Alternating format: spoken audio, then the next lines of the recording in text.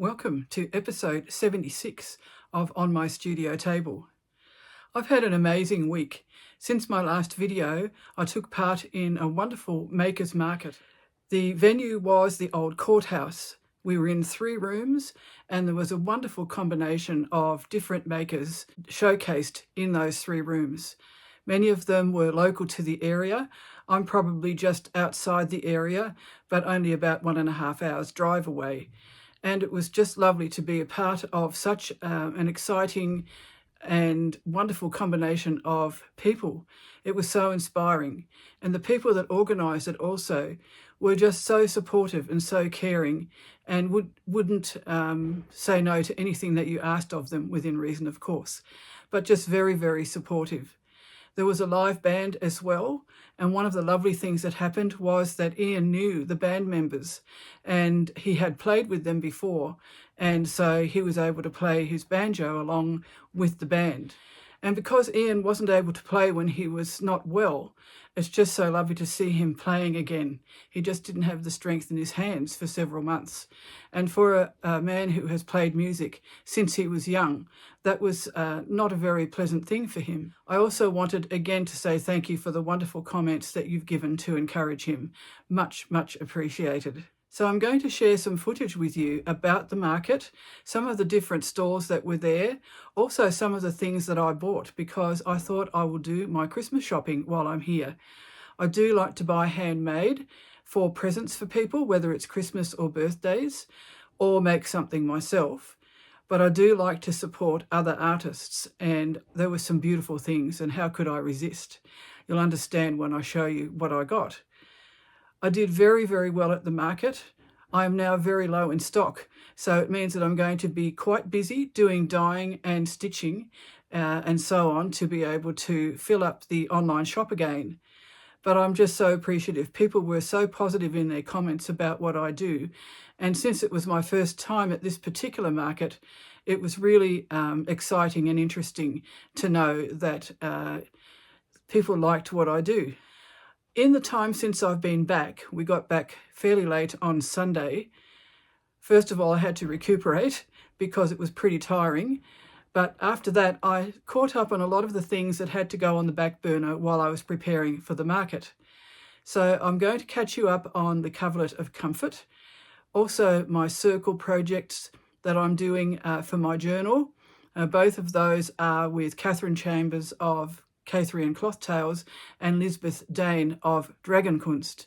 And both of these are also a year-long project.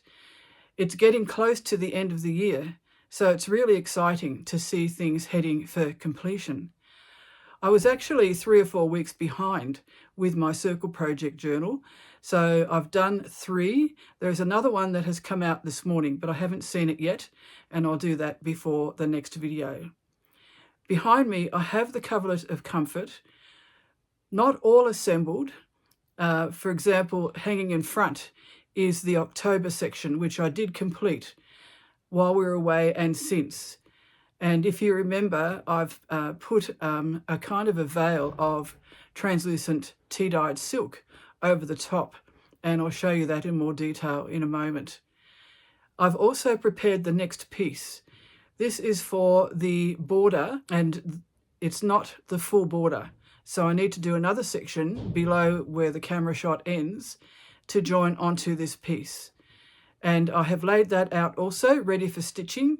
Just a little bit late because we're more than halfway through the month, but I'll certainly be working on that over the next week or so, ready for the next prompt that Catherine gives us.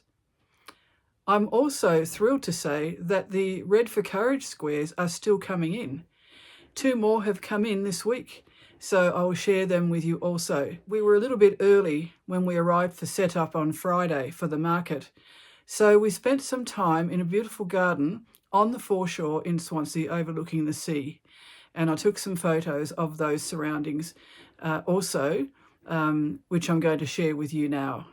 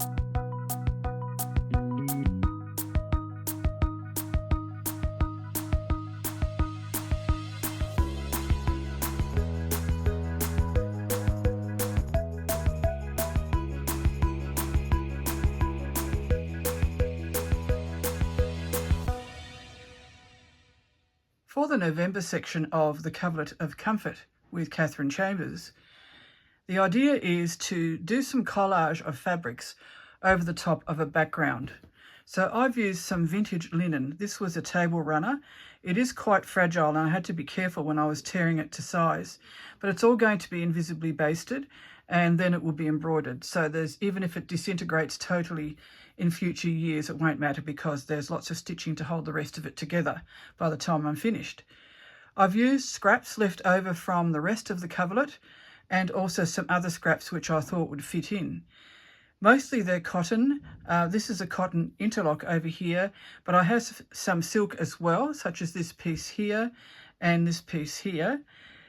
This was some of the backing from the main part of the coverlet, the central section, and I think one of the borders. It was an old pillowcase, and I thought, seeing the colours are suitable, I'll incorporate a little bit of that on the front this time.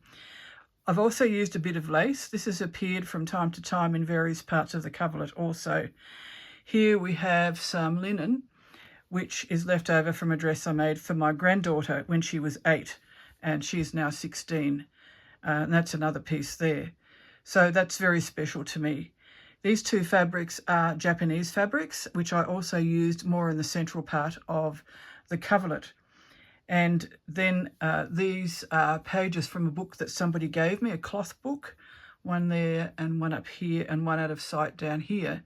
And they were very gently eco-printed, and I thought they were a good complement to this.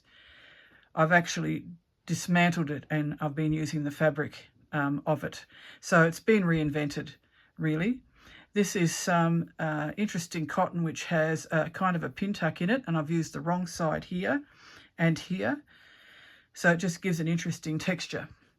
The next thing that I need to do is to baste it down, which will take me a while, and then I can start doing some stitching on it. So that would be mostly probably running stitch and maybe outlines of some of the pieces. I have decided which colours that I will use. So I've got them ready.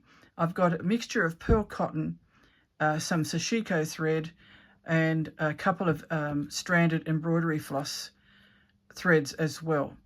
And I may add other colours, but these are the colours that I'm feeling to use at the moment. Later on, once this has been basted down and I've done some of the stitching, the next thing will be to do some patching and darning. And I really do enjoy that. So I have some very small pieces which I can use for that. And I'll just show you them. They're actually in a tin. I've got a vintage tin here with some very small pieces, strips and other little pieces of leftovers from the coverlet mainly, but also from other things. And I'll probably use those for patching. I've also gone through my stash when I was preparing for this section of the coverlet. There was quite a pile, and I haven't used all of them, but I could also access them if I need to add anything else to this. What I tried also to do was to not have too many lines that continued from each other. Here I do have a line that kind of continues between two pieces, so I may end up doing a patch there just to break that up a little bit. But mostly I've tried to overlap things so that they cover part of a shape, so you don't necessarily have a full rectangle here, for example, even though underneath it is. This piece of silk was an odd shape, and I've kept it that way in the spirit of make, do and mend and using what you have. And here I have a piece of silk which was left over from some sun printing that I did, and I thought I would add that to it as well. This is a fabric designed in Tasmania, and I've used other samples in the coverlet as well. So I'm really liking how this is looking. Of course, it always adds so much more when you add the stitching. So I'm really looking forward to beginning that part of it. Even the invisible baste, which you don't really see, is very enjoyable to do. And I either watch videos of other artists and history, which I love, or I listen to audiobooks. And at the moment, I'm working my way through Dickens. And I've on my 5th, I think. And this one that I've just started listening to is Dombey and Son. So it's really lovely to be in my studio, stitching, listening to audiobooks, or watching my favourite artists and historians. what a lovely way to spend my time.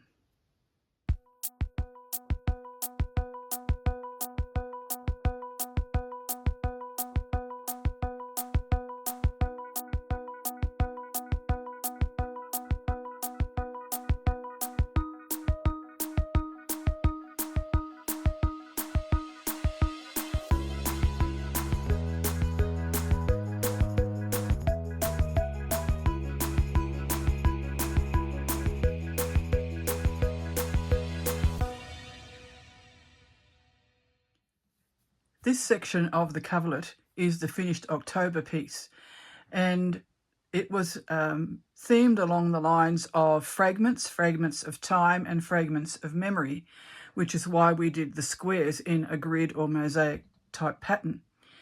And then one of the things we had to do was cut holes, like in this one here, take the circle out and insert something underneath. And I explained to you in previous videos that I used some vintage embroidery from some doilies that I had and tucked them in underneath.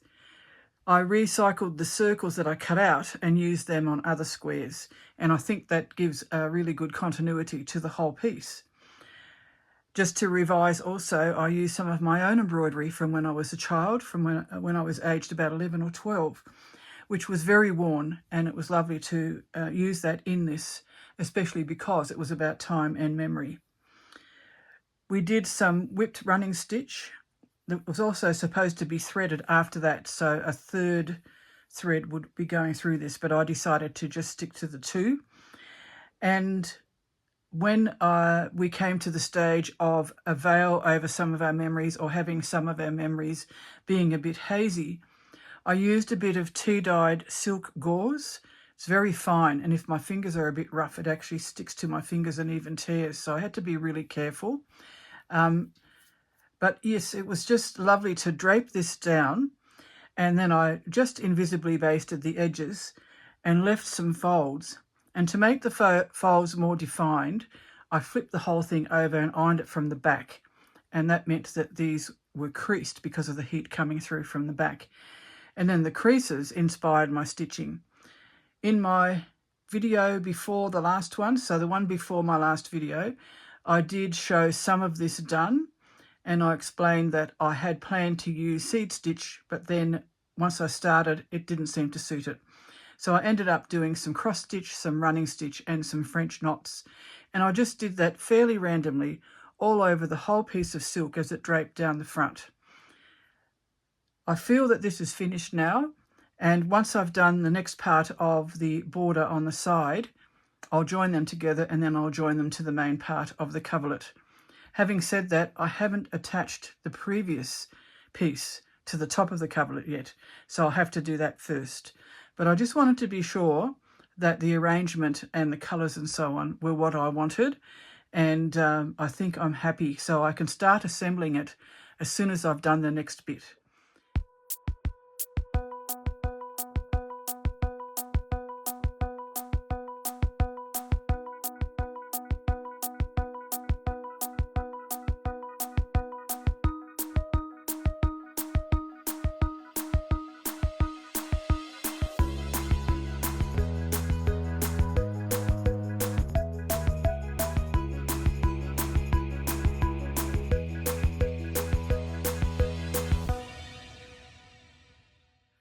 I'm learning so much from the slow stitched circle challenge, which has just been such a joy to participate in. As you know, I made a journal for all my pieces. Not everybody is making a journal, of course, and it's not compulsory as part of the year-long project. But I decided that I would like to put them in a journal and use it as a reference book for the new stitches that I've learned.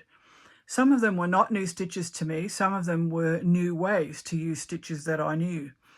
And one of the things that I've done in my book just yesterday is to actually write down the name of the stitch on each page so that I wouldn't forget, because the ones that are new to me, I wasn't sure if I would remember after a bit of time has gone by.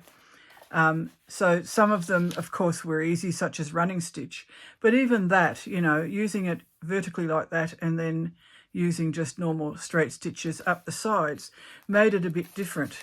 So that's what I've done. I've written down each type of stitch on the side of the page, and it would be just a wonderful reference for me if I want to have inspiration for a stitch that I can use in a future project. I also realised when I was partway through that this was getting quite uneven, so I changed from having the samples in the top right-hand corner of the page to putting them in the bottom right-hand corner. So altogether, the book is much more even now, or the journal. So just amazing what we've been able to do, and it's just been such an enjoyable process and a journey of discovery too. This was one I had never tried before. This is called a whipped woven wheel stitch, and the example that Lisbeth did for us and to demonstrate the stitch was done on cloth with cloth circles onto a cloth background.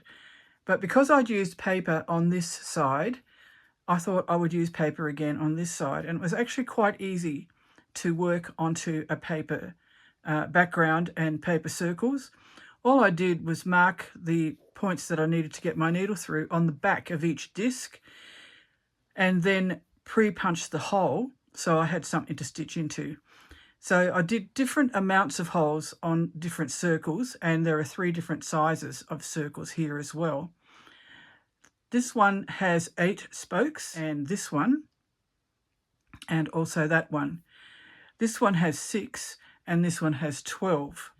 But it was really good to try the 12 and the 6 as well, just to see how that would work. It has to be an even number of spokes because of the way the stitch is worked. And you start in the center after you've made the spokes, and then you weave your thread around, in and around the spokes until you finish and you run out of space. You also wrap each spoke as you go along. In my usual way, I attached them together using double-sided tape, and then used my prepared dictionary page with tea bag and a stamped label. So that was week 43, and then I went on to week 44. Week 44 was a new stitch for me too. It's called a sword stitch, but it's actually like a cross stitch, except that you loop the thread around the first bar of the cross stitch. And I found that really, really interesting and quite an effective way to make a design. We were asked to use a dark and a light. Lisbeth's example was black with white and a red strip. I didn't have any black. I do have some white, but I've been focusing on using my own naturally dyed fabric, so that's what I did. This is some naturally dyed thin wool, and this is some vintage Japanese linen. And then I had a piece of hand-dyed cotton, which wasn't dyed by me, that I used for the strip in the middle, and I used the greens to inspire the thread colour. So the thread is a variegated teal and green, and I really like how that looked, and it's interesting how it nearly disappears onto the dark background, but it's much more obvious on the light background. Week 45 I haven't stuck in yet because I just finished it just before I started videoing. And this one is another way to use blanket stitch. And we've done a few different types of blanket stitch in the book. And this one, it was like a double blanket stitch. So you did one row and then you did the other row with the legs going in between. And we were to use 2 contrasting colours. So I used my variegated green and teal, a darker version of the one that I used before, and then the lime green in between. And even though the example had 4 circles and the patch was in 4 sections, I did mine slightly differently. So we still have the 4 sections, but I've put my strip across because that's my last piece of the same fabric that I used in this one. And then I did a partial circle and another circle here, and then a smaller one in there. My blanket stitch isn't perfect, but I do like the effect of how it looks when you do them opposite each other like this. I used a normal darker green for this one, not a variegated one, and then I used the same strong light green on this circle as well. I had this little piece of lace floating around, which was cut off a doily, and it was the same curvature as this circle here. So I put that there just to accentuate it. Wasn't part of the brief, but I just thought I'd put it there. I like adding little unexpected elements sometimes. So the next thing I need to do is to tear off my week 45 and then glue everything down with double-sided tape and then attach it to the page. So I have a few more pages left. I think I'm a couple of pages short, so I'll need to do probably 2 or 3 more pages, but I've done all of the stamped text, so I'm pretty right for the end of the year. I also do have enough pages and possibly 1 or 2 extra, so I might write a little summary of what the project involved in the back, just so that if this lasts into the future after I'm well and truly gone, somebody who finds it and might be interested to find out the background to this will be able to read that.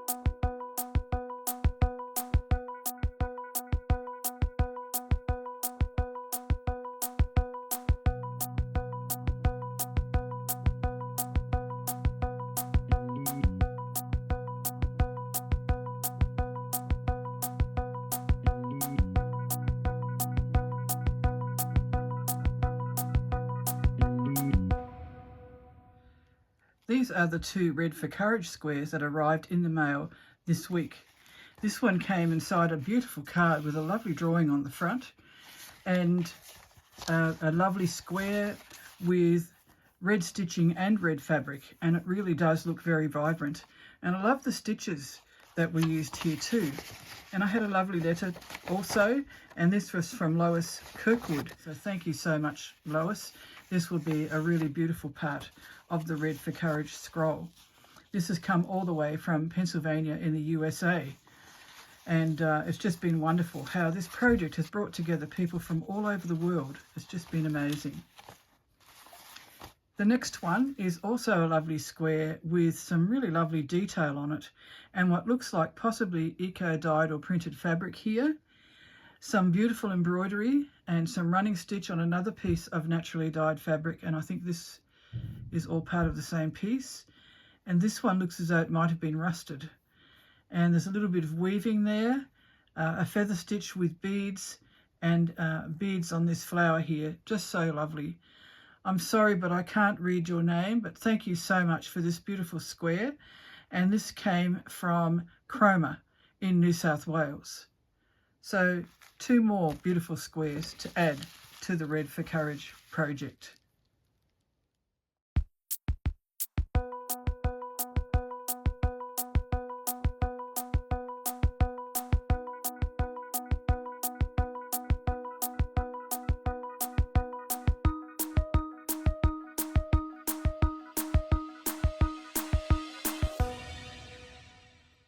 I was also able to finish my scroll this week, and it's just been such a joy to work on, as I've mentioned before.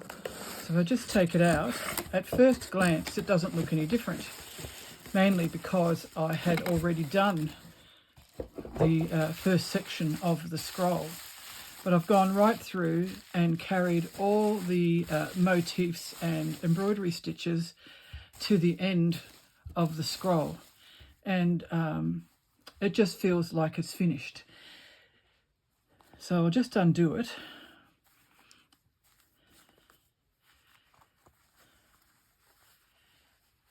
And if you've been watching my videos, you would have seen all this before. It is quite long, probably over 2 meters long, or maybe 1.5 meters. So I'll just do it section by section.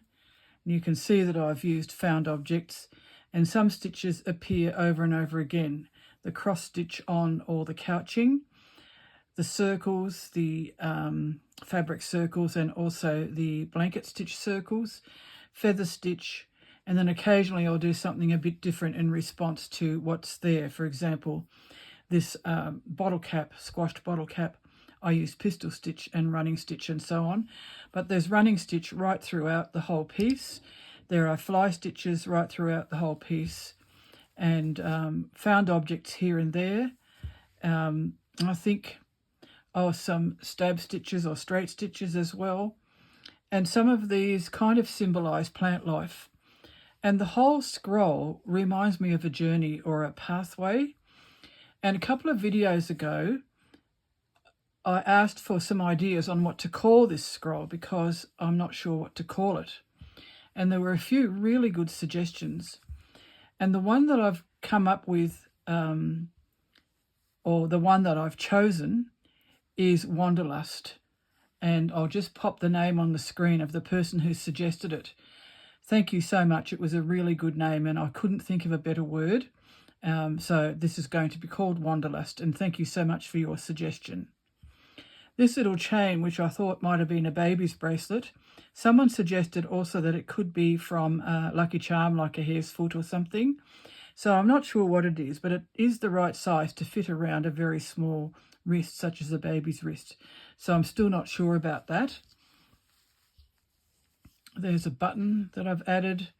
But basically what I have done over the last few days is just continue with the fly stitch and the feather stitch. I added another found object, which I haven't shown you before, and that's an escutcheon, which I think would be from a drawer. It's brass.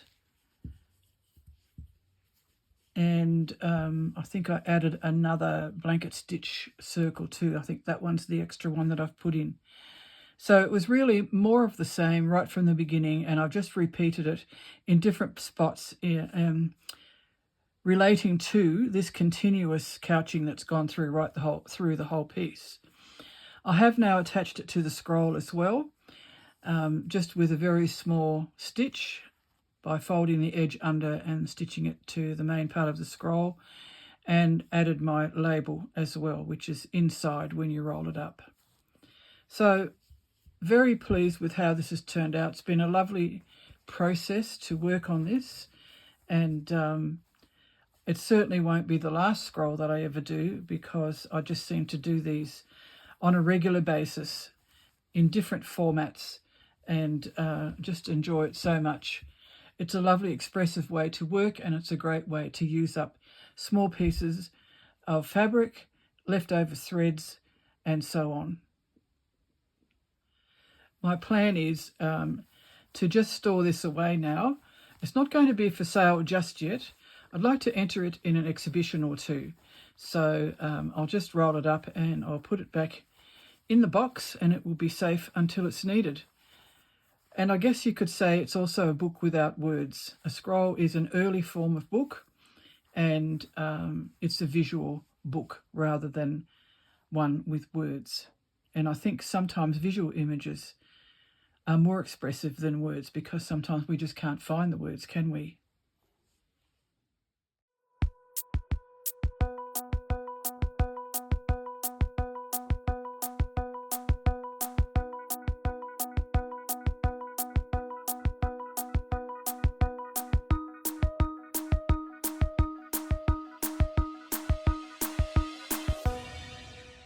I just wanted to share with you some of the things that I purchased from the Handmade market. Unfortunately, I didn't get a photo of this particular store at the market, but I just loved the macrame handmade items that were available from the maker.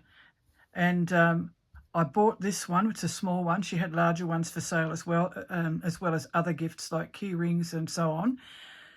And I just loved the white string and the natural stick that she used to make this, and also the fact that the little ticket said handmade with love. So I'm sorry I can't acknowledge the artist for this one, but it is a beautiful piece of work. This lovely little pot was made by an artist that was set up near me. This one has impressions in the clay, which I really liked, and little holes, and it's meant for putting a tea light inside. And I just thought that was so beautifully made. The base is really lovely as well. And she had a beautiful array of things available for sale.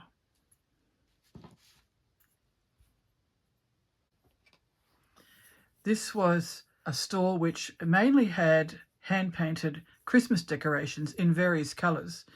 And she had a row of 4 of these sitting up on the mantel shelf because she was set up in front of an old fireplace. And they just looked so beautiful. I would have loved to have bought all 4 of them, but I bought one. And I just love the simple hand-painted style. It reminds me a little bit of some of the wall paintings that you see in very old cottages and so on, particularly in England, when they used hand-painted decorations for the walls instead of wallpaper. And I just loved it, and the piece of torn fabric to tie the top as well. And from the same store, I bought some handmade soap. There were several different fragrances. This one is peppermint and lavender. I just love the scent of it, and I love the handmade look of it. I mean, it is handmade, but I just love the fact that it's not super smooth and it's got texture in there, and you can see where it's been cut. Near me was an artist who did pen and wash drawings. Some of them were framed and some of them were done in the format of a postcard. So I bought one, and I just love the way she does little circles in the background as a texture, a visual texture. And she's inspired by her surroundings. Because we were at Swansea, which is on the coast, you can see the sea, you can see the mountains, and those are the hazards. You could see them as you were driving up the coast, and also from where we were in Swansea.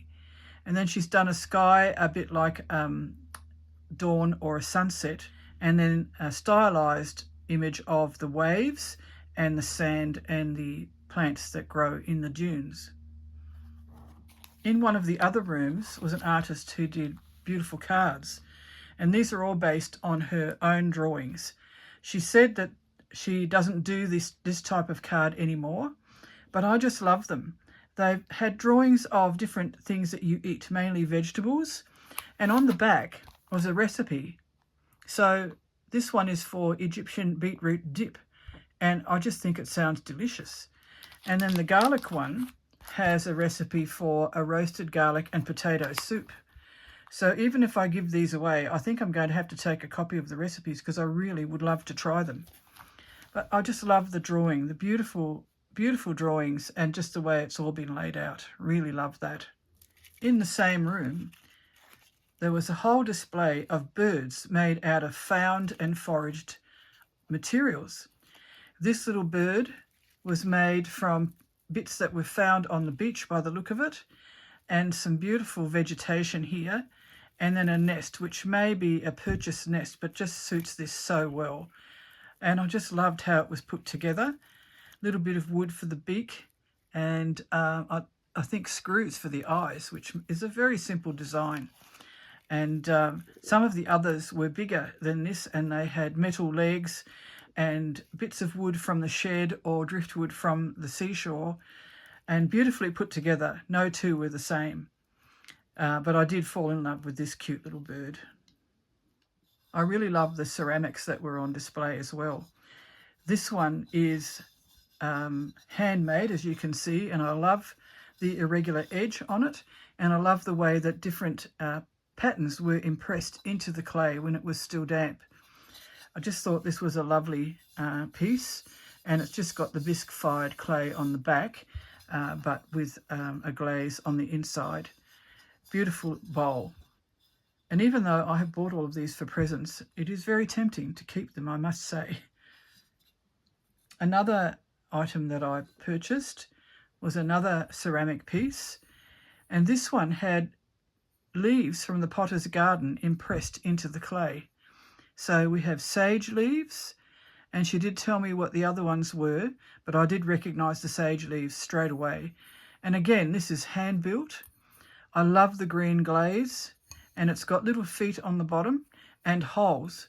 So if you had berries, for example, that you wanted to serve that had been rinsed, you could actually sit them in here and the excess moisture would drain away.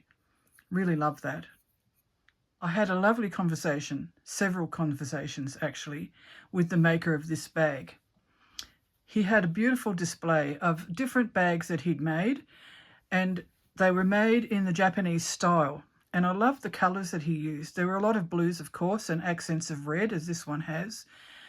And he told me his story as to how he came to be making these. He saw something in a shop at Kingston, which is near Hobart, and it's actually become a suburb of Hobart, really. And there was an item that he wanted to buy, and the person who had the shop said, "No, it's not for sale. It's a sample of a workshop that I teach. Would you like to learn how to make one yourself?" And he thought about it and he thought, yes, I would like to learn this. So he enrolled for the class, and after that he was absolutely hooked. And he just has such a lovely eye for design, very simple. And he said the hand stitching is actually a recent thing that he started doing. So he learned how to use the machine, then he started to experiment with hand stitching, still keeping it very simple. And this is such a lovely example of what he did. This is a small version. He had bigger bags as well. He also had some scarves made out of remnants of fabric in very, very lightweight cotton. This is also very lightweight. It's got a lovely lining in it too. And then what looks like a denim, or at least a reinforced strap. So just beautiful. I just loved what was available at this market. You could have bought one of everything, really. It was just so beautiful. And I'm hoping that next year that I'll be able to be a part of it again. It really was a lovely thing to be a part of.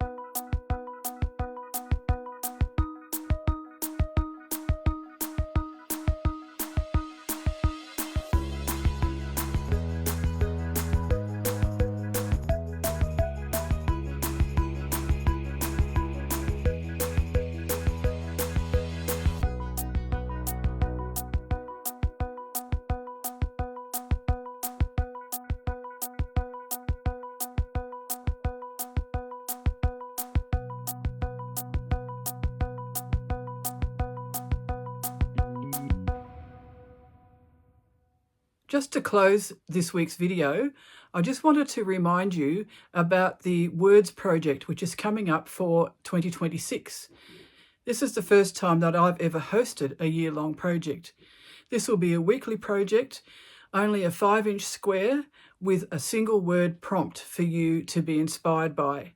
And I will also give you some tips about how to interpret the prompt and how you can use it to inspire your creativity, and also some guidelines as to how you can put it together.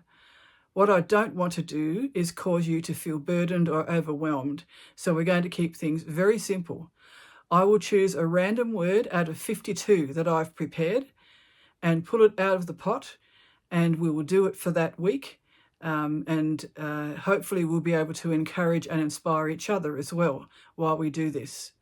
In December, I will actually talk to you about what kind of materials you will need to get ready. So far, when I've mentioned this project, there has been a really, really positive response. So I'm looking forward to sharing the ideas with you and to spend a year with you working on a project all around the world. So thank you so much for joining me. If you haven't done so already, please like this video and subscribe. And also, if you click on the notification bell, you will be notified whenever I post anything. Generally, it is on a Saturday, 7 p.m. Hobart time, and available from then on whenever you want to watch it.